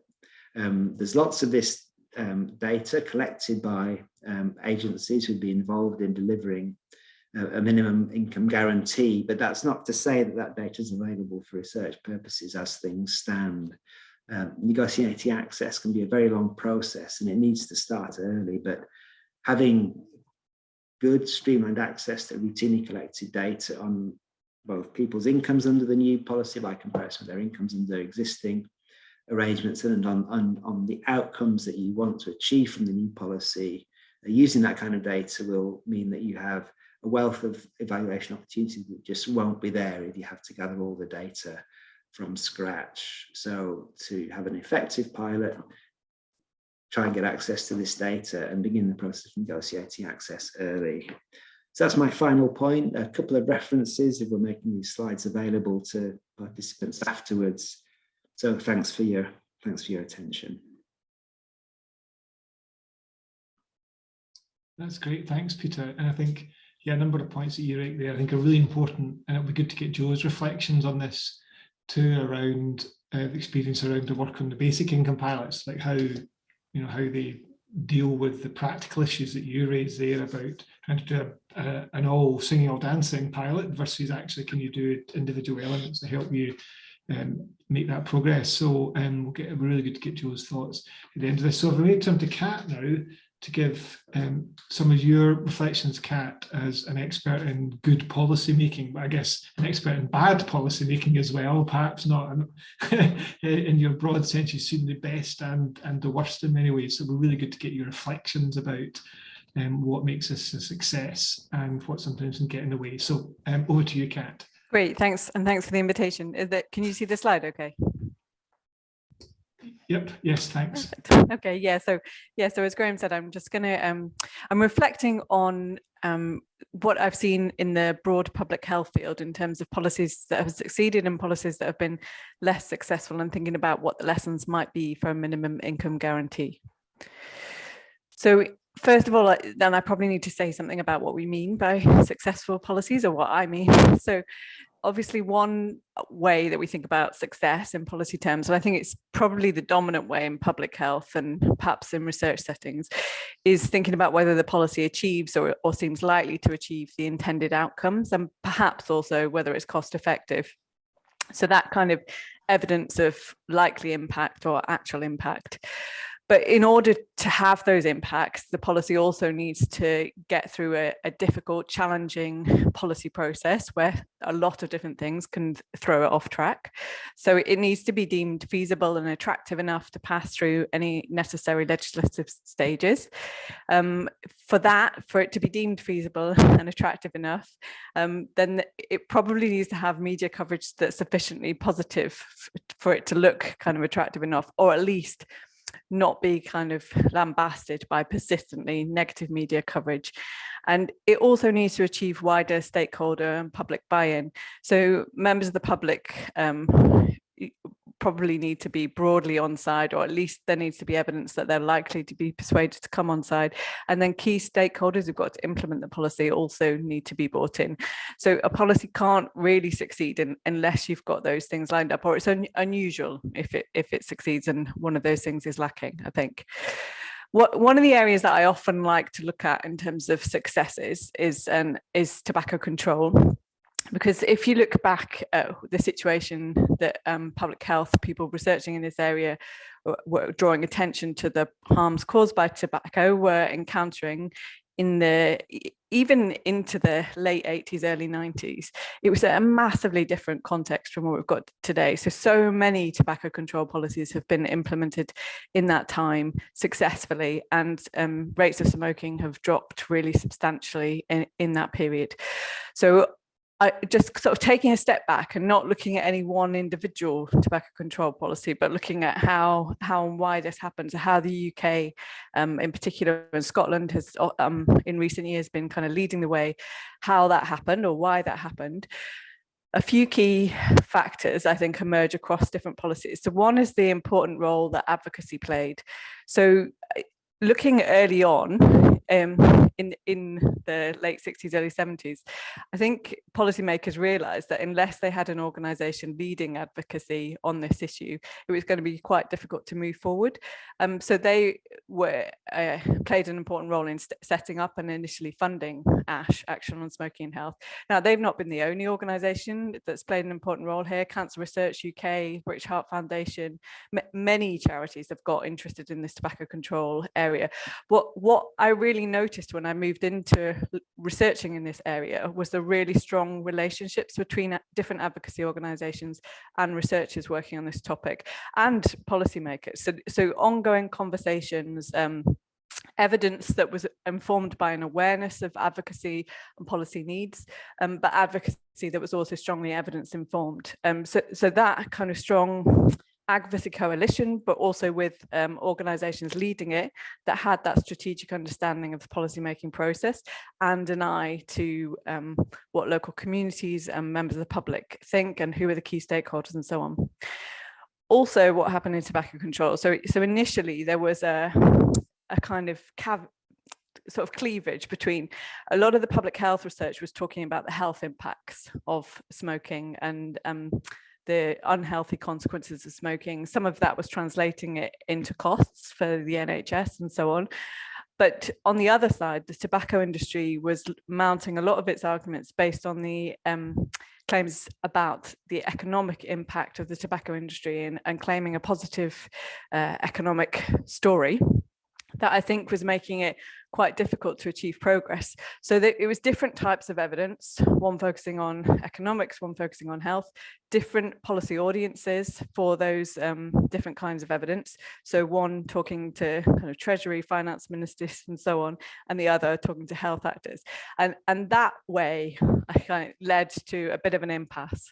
And so then there was a really important development where the World Bank issued a report which looked at the economics of tobacco and said, on balance, for almost all countries, the overall economic impact is negative. And that was an important turning point. It allowed, I think it drew attention to people on the health side for how important it was to engage in economic arguments and to link up. Now, minimum income guarantee is obviously more on the economic side of policy, but just thinking about these links between different policy areas and the different types of evidence that different audiences might be interested in, how those different bits of evidence fit together, I think is really important. And then the third area I draw attention to where I think tobacco control was successful was in thinking about the importance of publics and stakeholders. And here I think one thing tobacco control did well quite often was not to simply take at face value opinion polls on how popular a particular policy proposal might be or not be, but to really dig beneath that and explore actually if certain things happened, would public views be likely to move more in favour? And they showed again and again that if policies were implemented and seemed to achieve the things that were promised, that public support was likely to move in that direction. And we have several examples of that. The ban on smoking in public places is just one example. So underpinning all of those things, I think, are credible evidence, and Peter Craig talked a lot about that. So I won't say too much, but just that there are lots of different forms of evidence and they often answer different questions. Modelling I flagged in particular, and Peter had flagged it too. I think modelling is really useful in policy debates because it's one of the few types of evidence, or it's a kind of synthesis of evidence really, that draws on different types of evidence, but uses that to answer policy questions about the likely future impacts or about the actual impacts of policy. So it's well tailored to address policy questions, I think more so than many other types of evidence synthesis. Also, you can see kind of playing a really important role in tobacco control is the strategic framing of evidence. Now, that might be something that those of us in research roles aren't particularly comfortable with, but advocates played a really important role there. So if we think about the secondhand smoke, passive smoking debates, that there was a lot of different framing that went on there. There was a really big kind of contrast between how the industry framed that issue and how public health advocates ended up framing that issue, and it played a really important role. The same with this issue of economics that I flagged, like reframing the story of the need for tobacco control interventions in economic terms played a really important role in helping some of those policies progress. Storytelling is also another persuasive form of communicating evidence, and it's important. A lot of people who I interview in policy settings, reflecting on when proposals have gained traction or not, talk about the importance of storytelling. And one of the things that features in that is the ability of storytelling to integrate different kinds of evidence along the way. So evidence about different aspects of the issue, but also different types of evidence in terms of quantitative and qualitative. And then finally, I'd say something that I really noticed in these discussions between researchers and advocates working on tobacco control was this agreement that you often had to have a stepwise focus. So you had to focus on one very clear policy ask, get that passed, and then you can move on to the next issue. In other areas of public health, I think there's often competing demands and sometimes a push for doing lots of different things at the same time, I think can make it difficult for things to progress. And then I just want to reflect on a few less successful examples that I've seen along the way. So one is payments made to pregnant women to stop smoking. So there was a trial which Linda Bald was involved in Scotland, with the evidence of which suggested it was very successful. But the media coverage of that issue was very negative at the time. And although the evidence suggested it should be rolled out further in terms of the effectiveness and cost effectiveness, that wasn't done.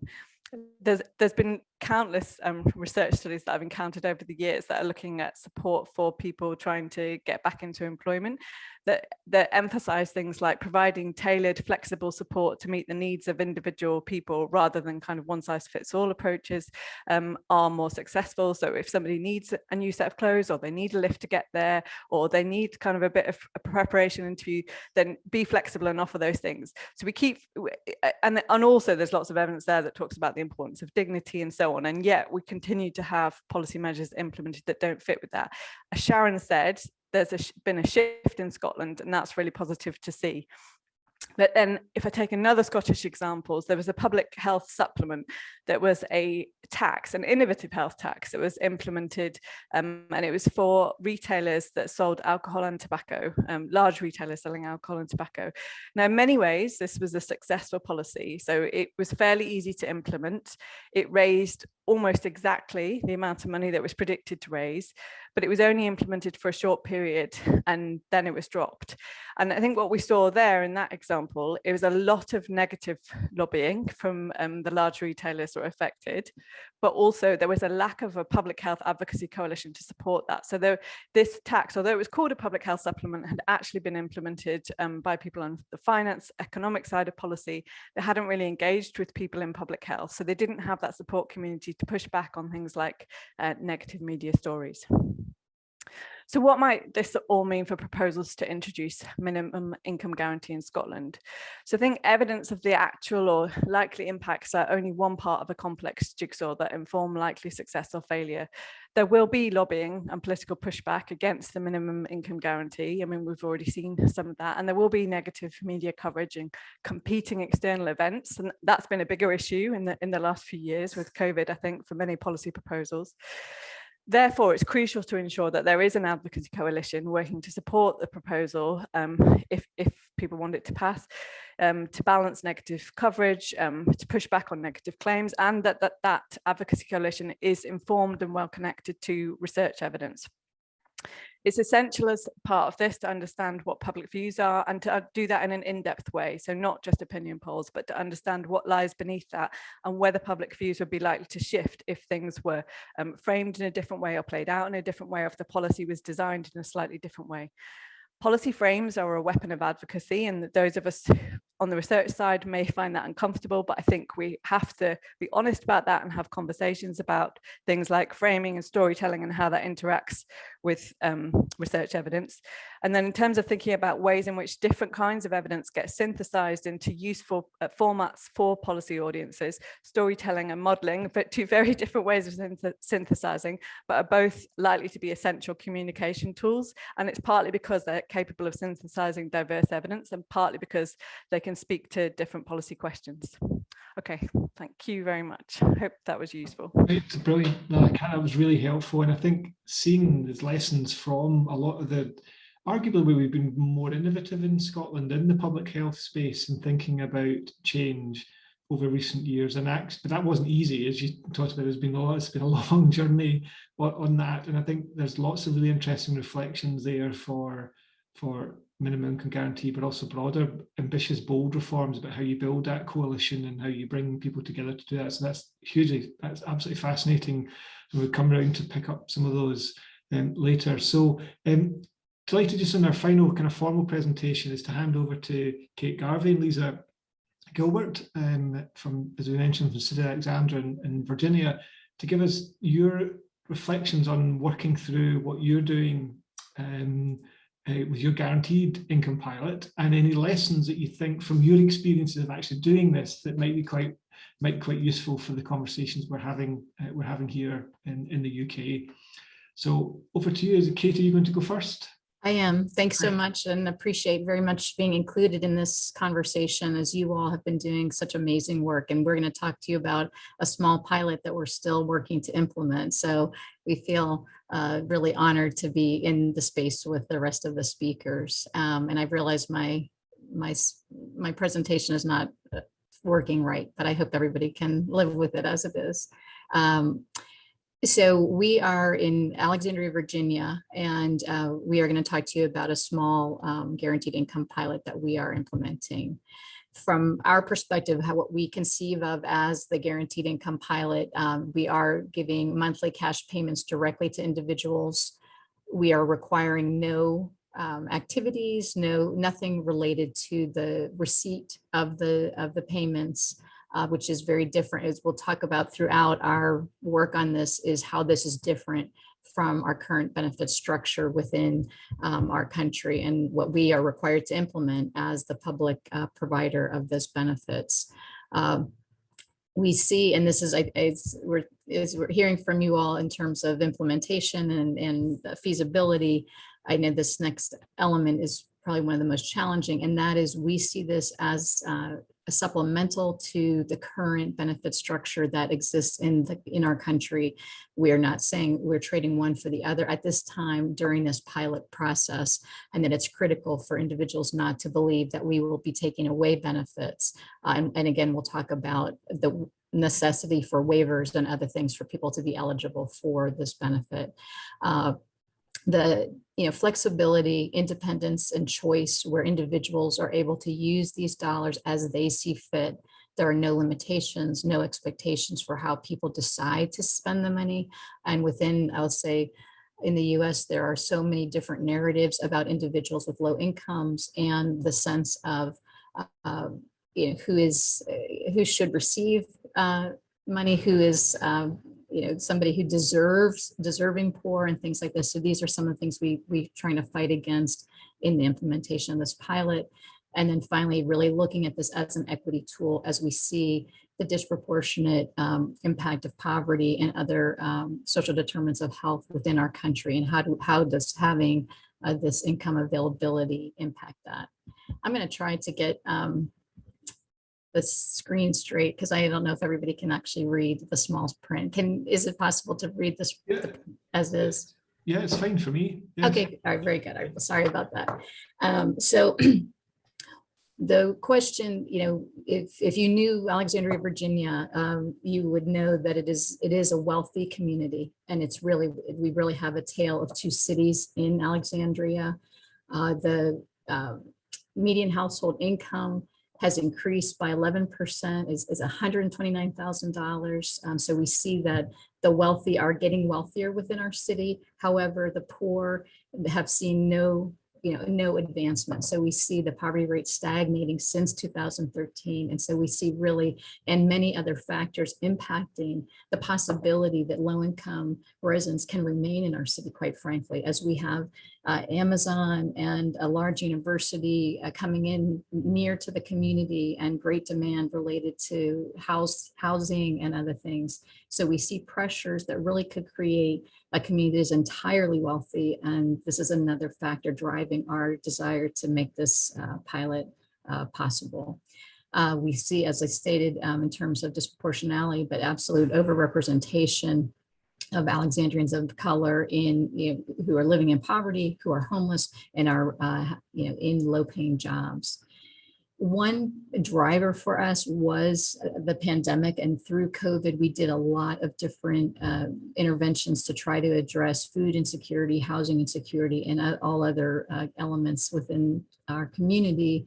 And we saw a project that we initiated, something we called the grocery gift card program, was to try to get resources in families' hands where they could, again, make choices about how they would spend their money and keep themselves safe in the activity of pursuing food. And we saw how truly beneficial this was. Lisa and I and our department have always been interested in alternative approaches related to benefits, and this one exposed how important it is to give people flexibility to focus on people's dignity and choice.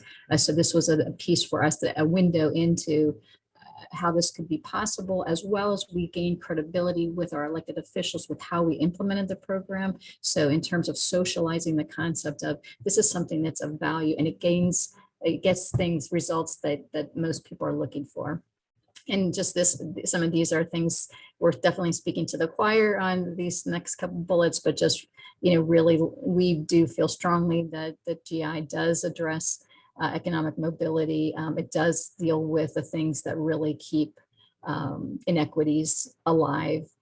And the whole concept of giving people choice and focusing on their own best economic interests.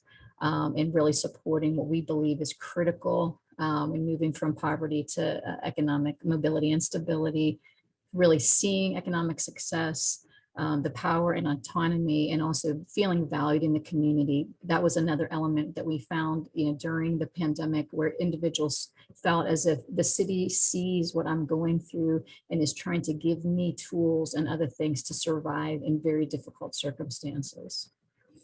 So again, I feel a little insecure talking about our teeny pilot in the what you all are talking about, but here's what we're proposing, and here's what we are implementing now. So the key elements were the reason we were able to do this, frankly, is the use of the American Rescue Plan dollars. Those were related again to the pandemic. And so we were able to propose to our city council and our city manager this project to say, we feel this is an important thing to test out. And it's something that we feel will have a larger impact than just those who are receiving the benefit. We are a real strong research and evaluation component. So only 170 members of our community will be getting the payments, 210 will be in the control group. And the findings, and I love the comments related to how are you really looking at the research? How are you keeping, are you staying true to what you're committed to? And we do feel strongly that the findings will help us to understand more fully, again, things that most people know already, but where we can say with research to push our argument, but how much this impacts the well-being of families, as well as challenges the real flaws and faults of our current safety net programs. And again, the concepts of deserving poor, the expectations related to what people have to do to get dollars to prove themselves. And so to say, again, we feel there's alternative ways to get this done. The structure is a $500 payment, monthly payment for 2 years. And there will be supportive services. There will be benefits consulting with the participants and other supports wrapping around both the control group and those who are receiving the dollars. And I'm going to hand it over to Lisa Gilbert.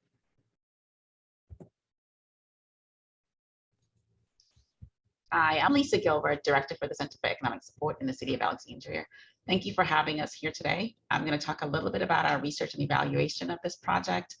It is really important to us to ensure that this research is a part of this project.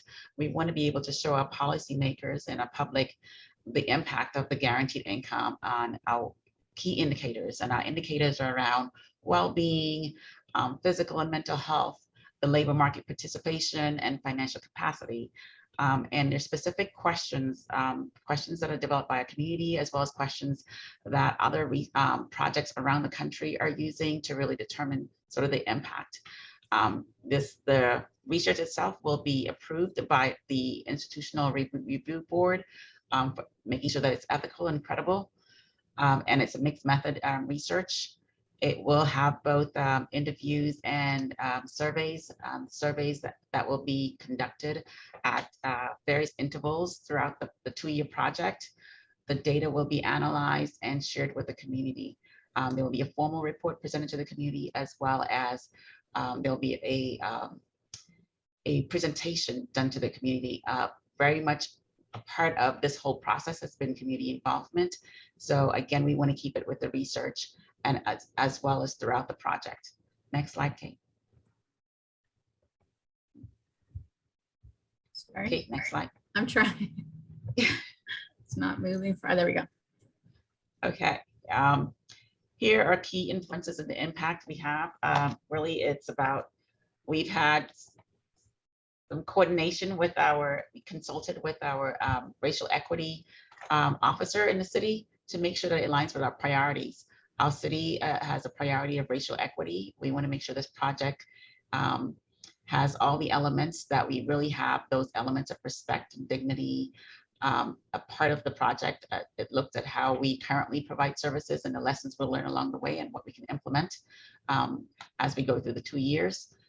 We also have, we consulted with other communities across the country. We consulted with existing projects that are already at different points in the process.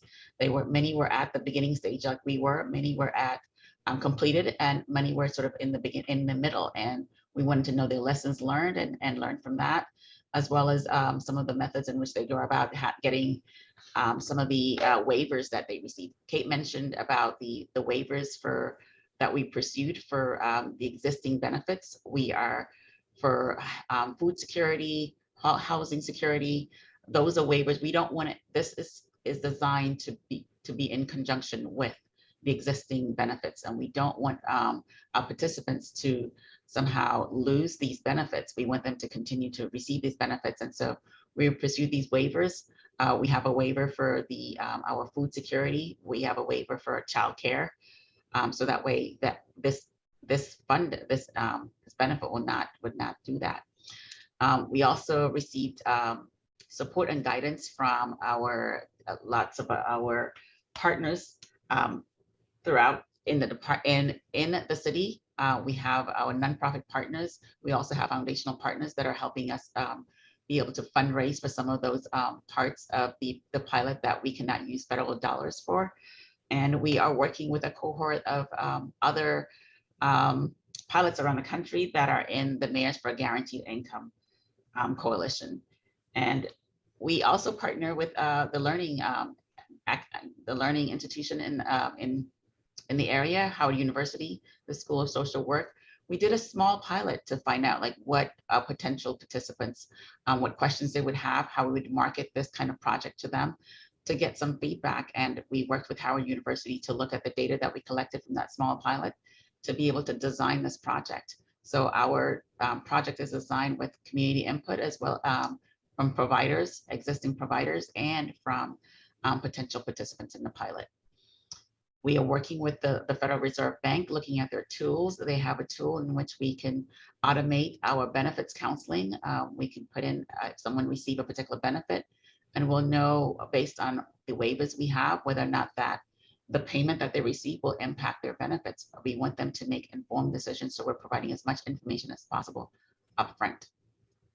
We're also forming an economic mobility council, and this is a council not just looking at what's this pilot, but also looking at the other approaches that we can use to affect and impact economic mobility in Alexandria. We want this to be a pilot, and we want it, it's a pilot, but we want to make sure that the lessons that we're learning here could be sustained and maintained and implemented in other parts of our city.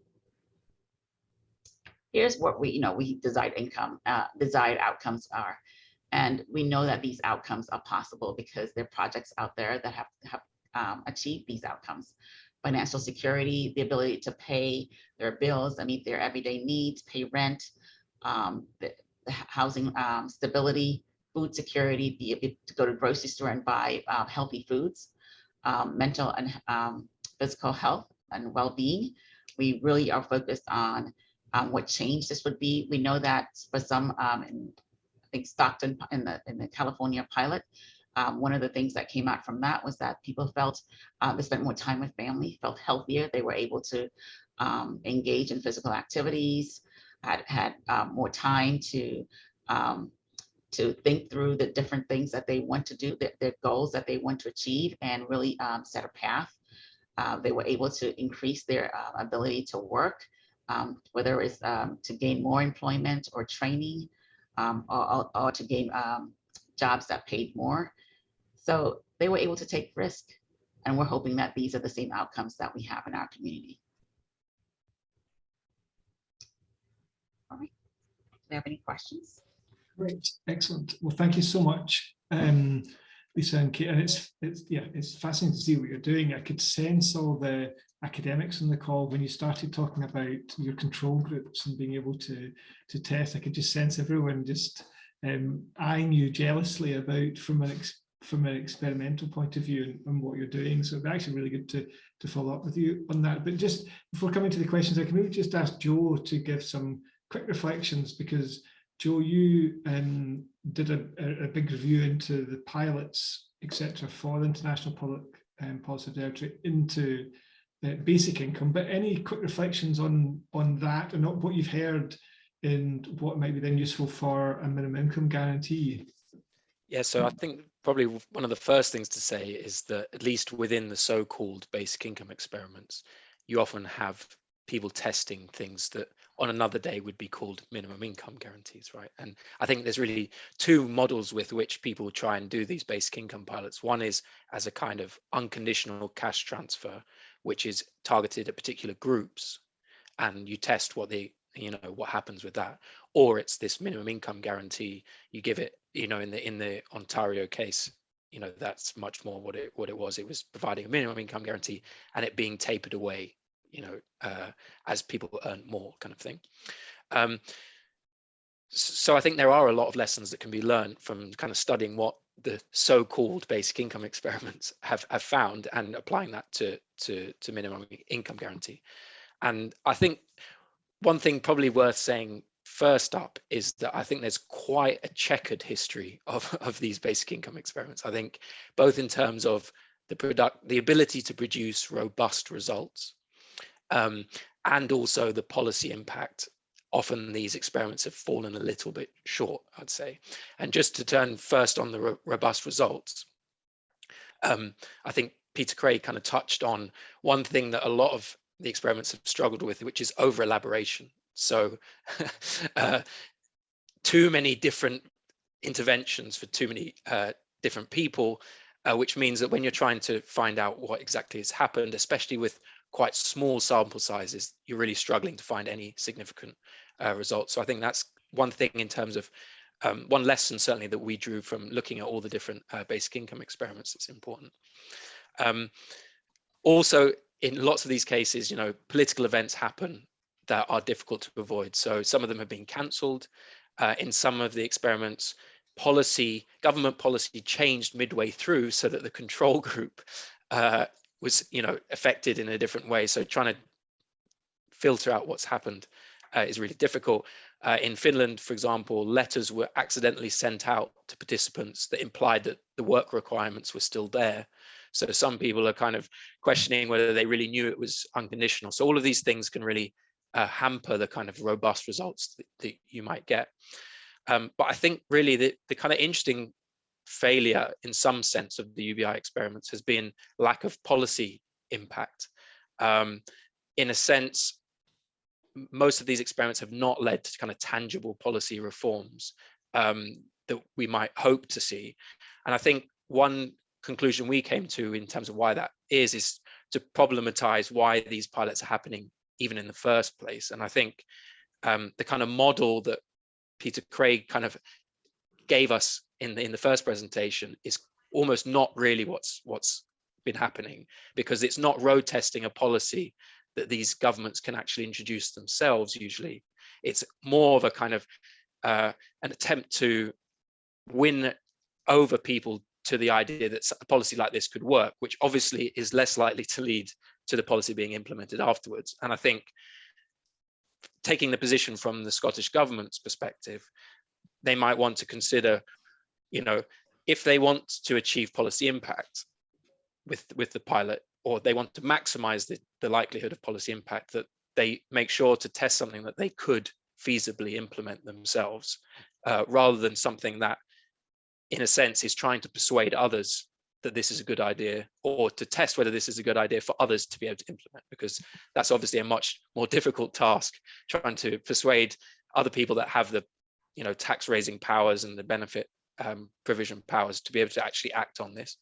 Both are completely legitimate ways to approach a pilot, but I think if you want to maximize the policy impact, then you might want to consider testing something that is actually feasible for that level of government to implement. So, I'm not making a judgment at all about what the best way to do it is, but just laying out that that's one of the things that has hampered progress with previous experiments in the past.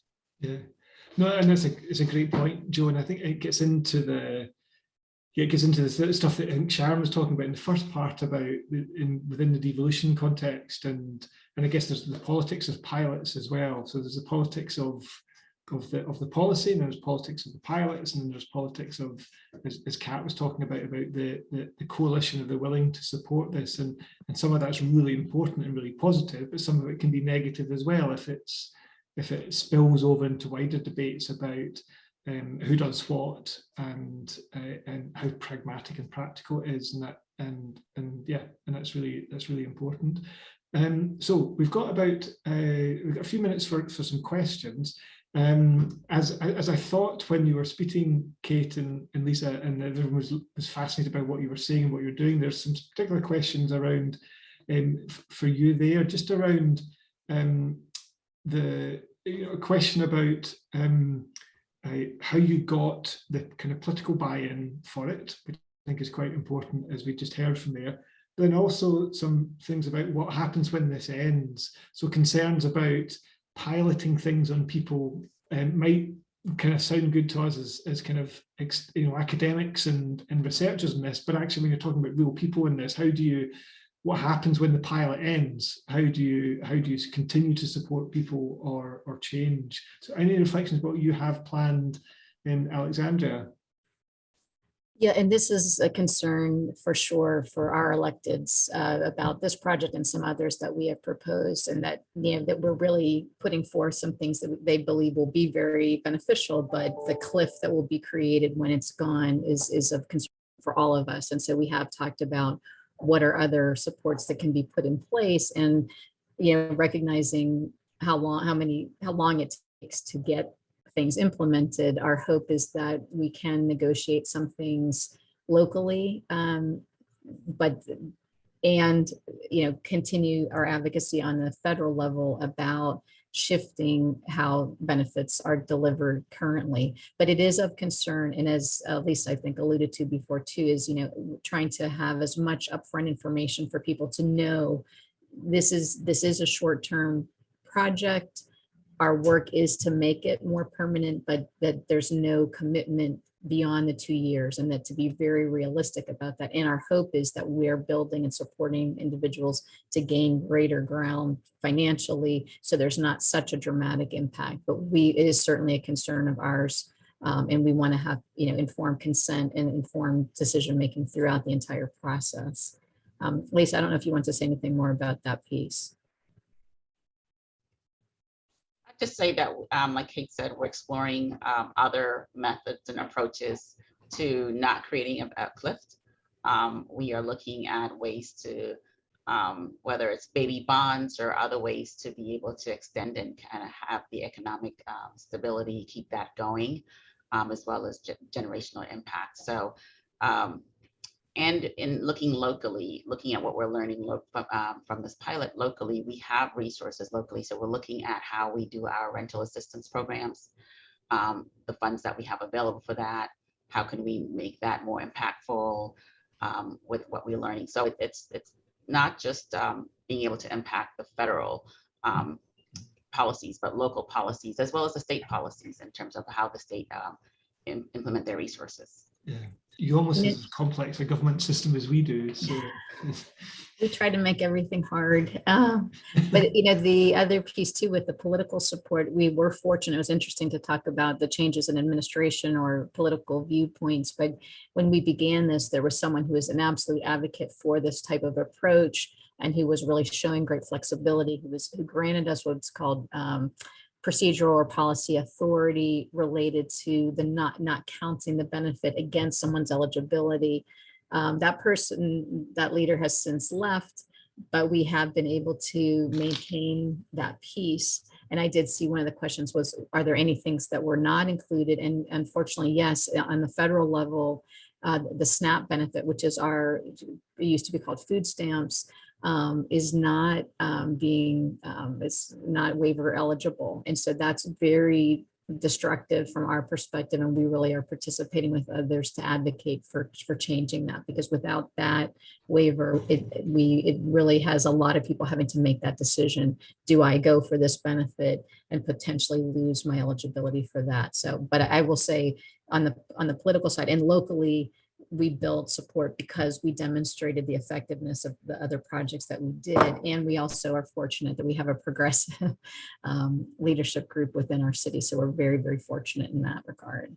Yeah, no, that's really helpful. And just a really quick question just for Peter before we wrap up, just around the issue which we've all touched on a wee bit around equality impact. So again, this idea about piloting on people in things like this, and how do you do that in a way which is safe and respects people's wider concerns about inclusivity and things like that. Is there any guidance on that in terms of, even from your world in the public health? Yeah, I mean, there's a lot of standard guidance on how to deal with ethical issues in a randomized trial or in a cluster randomized trial. I think it's not, that guidance is not going to be adequate for this kind of pilot, because it's very unlikely that if the minimum income guarantee does involve, basically paying people more money, that they will be people will be indifferent about whether or not they're exposed to the intervention or not. So running the pilot to sort of learn about the impacts of these additional payments and other outcomes like health or labour market participation or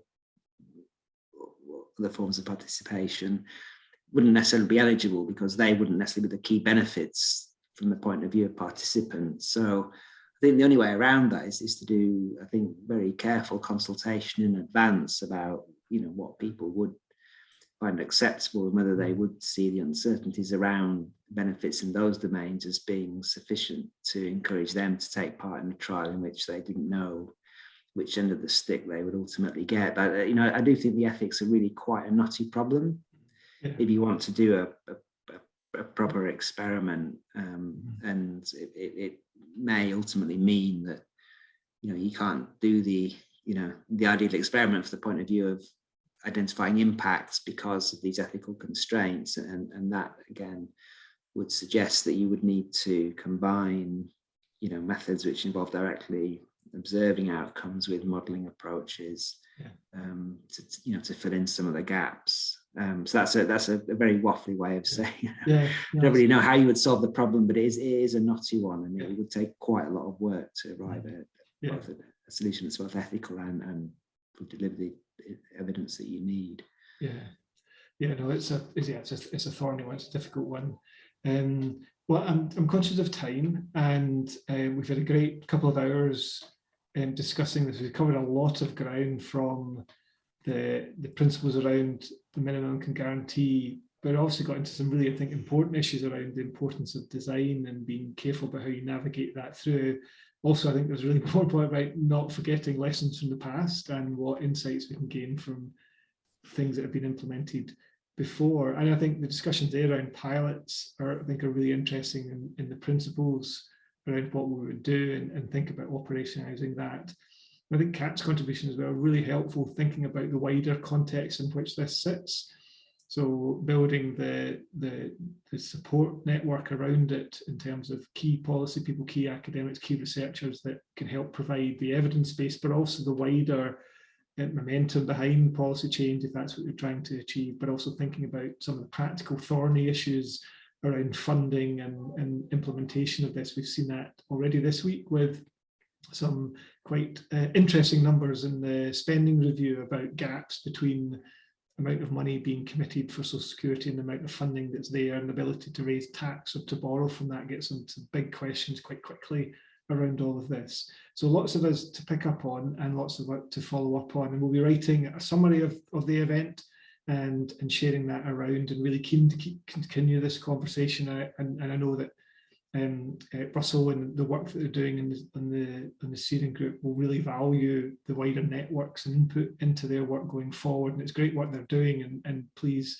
do feel free to reach out and to help support that. And I'm sure Russell will come to people for advice and support, but it's a great opportunity to help shape a really important area. And it just leaves me to thank just our key speakers from today. So Sharon, Abigail, Matt, Joe, Kate, Peter, Kat, Lisa and Kate. It's been great to have your insights, and to thank Russell as well and the team at the Scottish Government for helping kick this off.